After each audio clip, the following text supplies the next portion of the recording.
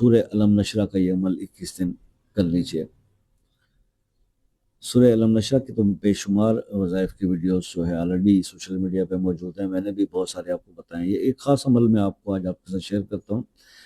یہ عمل یہ ہے کہ آپ نے 21 دن یہ عمل کرنا ہے، اور ہر نماز کے بعد 21 بار سورہ علم نشرہ کو پڑھنا ہے، اور اول آخر آپ 1 بار یا 3 بار درود ابراہیمی پڑھیں گے، اور اس عمل کو آپ کریں گے۔ جب 11 دن گزریں گے نا تو آپ کو جو ہے، اگر آپ محسوس کریں کہ آپ کے ارد گرد خوشبو آپ کو محسوس ہونے لگی تو یہ اس عمل کی کامیابی کی نشانی ہے، مگر 21 دن پورے کر لیجئے گا۔